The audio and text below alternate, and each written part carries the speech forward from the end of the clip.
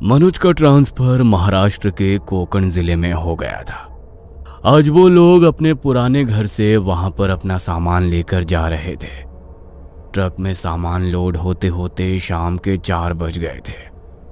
Truck driver का चेहरा मनोज को कुछ उतरा उतरा लग रहा था, इसलिए वो ट्रक ड्राइवर के पास गया।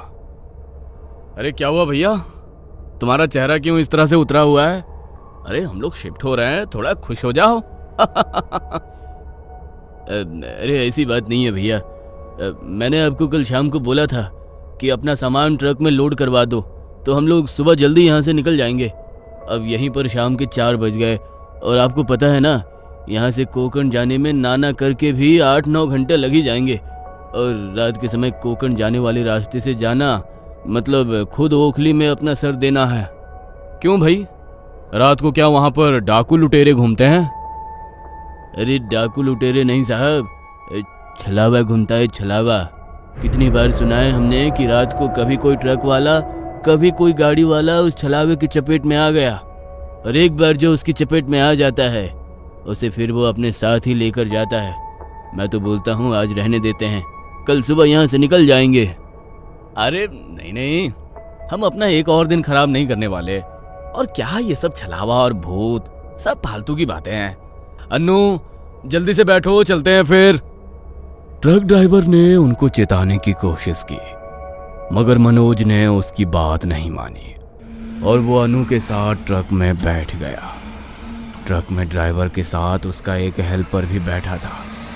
उन्हें वहां से निकले हुए लगभग 3 घंटे हो गए थे और बाहर अब हल्का हल्का अंधेरा भी होने लगा था, जिसे देखकर ड्राइवर के साथ साथ अब उसके हेल्पर के चेहरे पर भी घबराहट झलक रही थी। मालिक, अंधेरा सा होने लगा है, हम रास्ते में कहीं रुकेंगे ना? मतलब हम सीधा कोकण तो नहीं जाएंगे ना? क्यों? जब हम कोकण के लिए निकले हैं तो वहीं पर जाकर रुकेंगे ना। अरे नहीं नहीं, क्यों आफत मोल लेनी है? आपको पता नहीं क्या, रात को उस रास्ते पर छलावा भटकता है। अरे यार, फिर से तुम्हारी ये नॉनसेंस वाली बातें शुरू हो गई। तुम ट्रक थोड़ा तेज चलाओ, मुझे कल सुबह अपना नया ऑफिस ज्वाइन करना है, समझे? वो लोग उनकी बात सुनने को तैयार ही नहीं थे। ट्रक थोड़ा और आगे बढ़ा। रात के लगभग 10 बज चुके थे।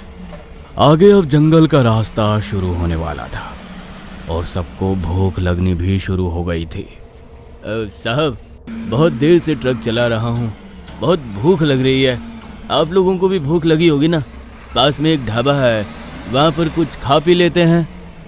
हाँ मनोज, मुझे भी बहुत भूख लग रही है और तुम्हें मेरी चाय पीने की आदत तो पता ही है। रात को अगर चाय ना पी पाऊँ तो सर में दर्द हो जाता है। चलो ठीक है, वैसे भी आगे 2-2.5 घंटे का रास्ता ही बचा है, खा पी लेते हैं कुछ। थोड़ी दूर पर एक ढाबा आया। ट्रक वाले ने ट्रक को ढाबे के सामने रोक दिया। वो सब खाना खाने के लिए उतरे तो उन्होंने देखा कि ढाबे पर उन लोगों के अलावा कोई और लोग थे ही नहीं। ये बात उन्हें कुछ अजीब सी लगी, क्योंकि अभी सिर्फ रात के 10 बज रहे थे। कुछ अजीब बात नहीं है ये। कितनी बार हम लोग रात को ट्रैवल करते हैं और जब भी खाना खाने के लिए किसी ढाबे पर रुकते हैं तो ढाबे पर अक्सर लोग खाना खाने के लिए बैठे ही होते हैं, लेकिन यहाँ पर तो हमारे अलावा कोई भी खाना खाने के लिए नहीं है।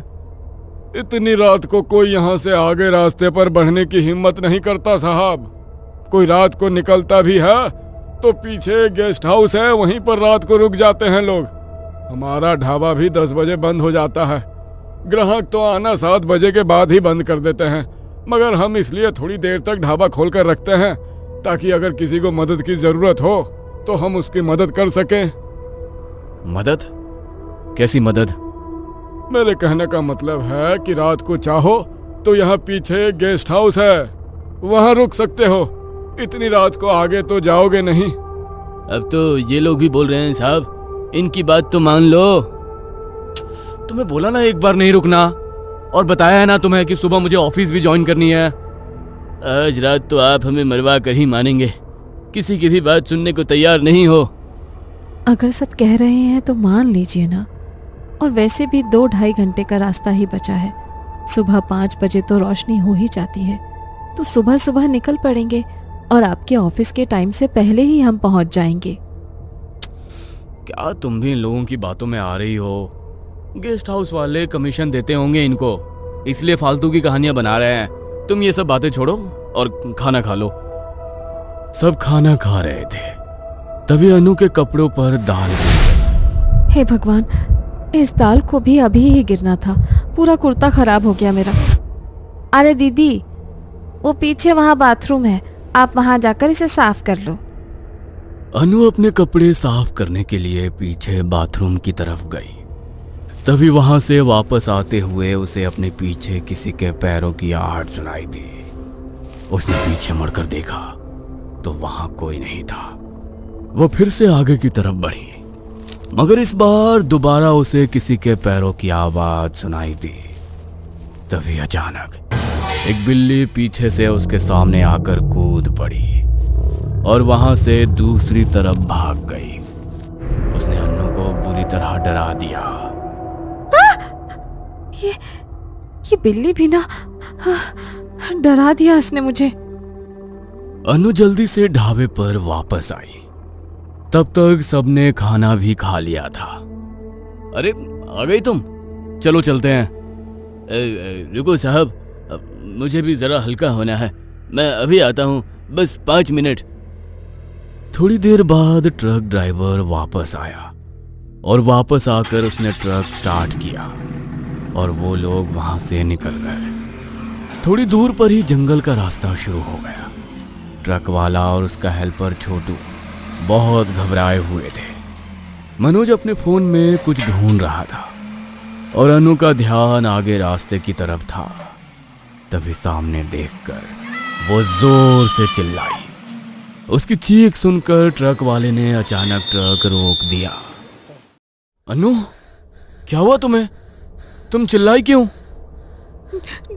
ट्रक चलाओ प्लीज, यहाँ पर मत रुको, आगे चलो बताती हूँ, पर प्लीज अब बीच रास्ते में दोबारा से ट्रक को मत रोकना। ठीक है मैडम। ट्रक वाले ने दोबारा ट्रक स्टार्ट कर दिया। डर के मारे अनु का पूरा चेहरा पसीने से भीग गया। किसी को भी समझ नहीं आ रहा था कि आखिर हुआ क्या है। अब तो बताओ अनु, क्या हुआ था? क्यों चिल्लाई थी तुम? वो मैं सामने रास्ते की तरफ देख रही थी। अचानक से खून से लथपथ एक आदमी मुझे सामने दिखाई दिया। मुझे लगा कि शायद उसका इस रास्ते पर एक्सीडेंट हो गया है। मैं उसकी मदद के लिए ट्रक रोकने के लिए बोलने ही वाली थी, लेकिन उससे पहले ही वो मेरी आंखों के सामने से गायब हो गया। क्या? ये आप क्या बोल रही हो मैडम? अगर ऐसा है तो इसका मतलब है कि छलावा हमारे पीछे लग चुका है, और अगर एक बार वो पीछे लग जाए तो पीछा नहीं छोड़ता। मना किया था मैंने आप लोगों को रात को इस रास्ते से आगे बढ़ने के लिए, लेकिन मेरी बात नहीं सुनी आप लोगों ने। अब आपकी वजह से हमें भी भुगतना पड़ेगा। अरे चुप करो तुम लोग। तुम लोगों ने ही डरा डरा कर अन्नू का दिमाग खराब कर दिया है। तुम लोगों की बातें सुनकर ही उसे ऐसे भ्रम हो रहे हैं। नहीं मनोज, ये मेरा कोई भ्रम नहीं था। मैंने सचमुच उस आदमी को देखा था। वो मेरी आंखों के सामने से गायब हुआ है। ये लोग बिल्कुल ठीक कह रहे थे। हमें उस गेस्ट हाउस में रुक जाना चाहिए था। मुझे बहुत डर लग रहा है। अरे कुछ नहीं होगा अनु, तुम इस तरह डरना बंद करो और अपनी आंखें बंद कर लो। आंखें बंद रखोगी तो तुम्हें इस तरह के भ्रम भी नहीं होंगे। मनोज के कहने पर अनु ने अपनी आंखें बंद कर ली। तभी उन तीनों को सामने से लोगों का एक झुंड आता दिखाई दिया। वो लोग शादी की तरह सजे धजे हुए थे, मगर ढोल ताशे का कोई शोर शराबा नहीं था।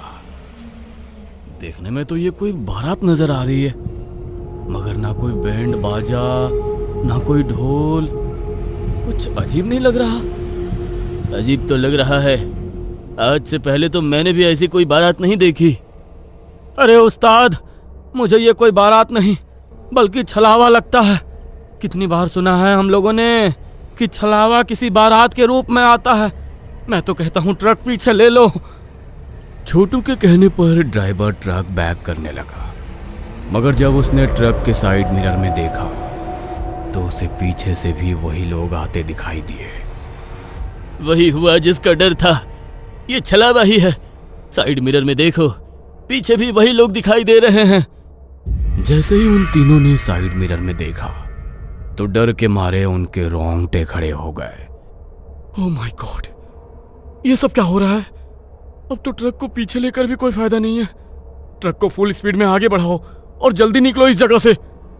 ट्रक ड्राइवर ने बिना टाइम वेस्ट किए ट्रक को फुल स्पीड में आगे की तरफ बढ़ाया और अचानक वो लोग वहां से आगे की तरफ बढ़ गए। जैसे जैसे ट्रक आगे बढ़ता जा रहा था वैसे वैसे वो लोग भी उन्हें आगे की तरफ बढ़ते दिखाई देते जा रहे थे। डर के मारे उन सबका बुरा हाल हो चुका था।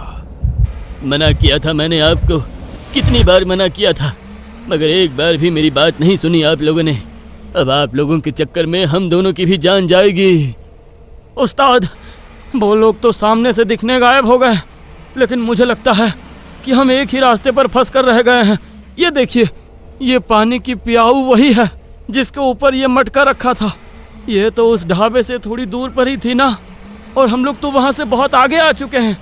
तो फिर ये प्याऊ यहाँ पर कैसे आ गई? ये बिल्कुल ठीक कह रहा है। ये वही प्याऊ है। उसके बगल में ठीक ऐसा ही बेंच था जिस पर कोंकण 2 घंटे दूर लिखा था, और इसके ऊपर भी वही लिखा है। हम एक ही रास्ते पर घूमते जा रहे हैं। इस छलावे ने हमें अपने भ्रम में फंसा लिया है, लेकिन अब हम इस छलावे से बाहर कैसे निकलेंगे? ड्राइवर फुल स्पीड में वहां से ट्रक को भगा रहा था, मगर कुछ देर बाद वो फिर से उसी जगह पर आकर रुक गए और कुछ देर आगे चलने के बाद अचानक बहुत तेज ब्रेक के साथ ट्रक भी वहीं पर रुक गया। अरे तुमने ट्रक क्यों रोक दिया? मरना है क्या तुम्हें? अरे रोका नहीं है मैंने ट्रक को, बल्कि खुद रुक गया है। इसे भी अभी ही खराब होना था। अगर ये ट्रक आगे नहीं बढ़ा तो हम सब बुरी तरह फंस जाएंगे। हमें आसपास कोई सुरक्षित जगह ढूंढनी होगी जहां हम आज रात रुक सके। उस तरफ देखो, झाड़ियों का इलाका है, लेकिन एक छोटा सा घर दिखाई दे रहा है मुझे। लालटेन की रोशनी भी है वहां पर। लेकिन अगर हम बाहर निकले और छलावे ने हमें पकड़ लिया तो? लेकिन अगर हम इस ट्रक के अंदर बैठे रहे तो भी छलावे का ध्यान इस पर चला जाएगा और हम यहाँ से कहीं भाग भी नहीं पाएंगे। इससे अच्छा है कि हम वहीं पर जाकर छिप जाएं।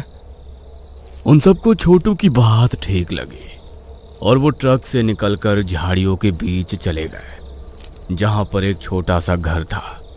वो लोग उस घर के भीतर गए और उन्होंने दरवाजे को अंदर से बंद कर लिया। वो घर ज्यादा साफ नहीं था, लेकिन वहां 2 बिस्तर रखे हुए थे। एक काम करते हैं, जब तक यहाँ रुके हैं थोड़ी देर आराम कर लेते हैं। मेरे सर में बहुत जोर से दर्द हो रहा है। अनु मनोज के साथ एक बिस्तर पर लेट गई और ट्रक ड्राइवर के साथ छोटू दूसरे बिस्तर पर लेट गया, और कब उनकी आंख लग गई किसी को पता नहीं चला। तभी कुछ देर बाद मटके पर रखा गिलास अचानक से नीचे गिर गया और उसकी आवाज से अनु की नींद टूट गई। अनु ने आंखें मलते हुए सामने देखा तो डर के मारे उसकी चीख निकल गई, क्योंकि छोटू जमीन पर पड़ा हुआ था और उसकी गर्दन के मांस को किसी ने फाड़ डाला था। उसकी चीख की आवाज से मनोज और ट्रक ड्राइवर की भी नींद खुल गई, और जब उन्होंने सामने देखा तो डर के मारे उनकी आंखें भी फटी की फटी रह गईं। छोटू, ये क्या हो गया? छोटू को किसने मारा इसे? पता नहीं, मेरे कानों में तो पानी का गिलास गिरने की आवाज पड़ी थी। उससे मेरी नींद टूट गई और जब मैंने सामने देखा तो छोटू मर चुका था। मुझे तो लगता है तुमने ही मारा है। अरे तुम्हारा दिमाग और आप खराब हो गया है क्या? क्या अनाप शनाप बके जा रहे हो?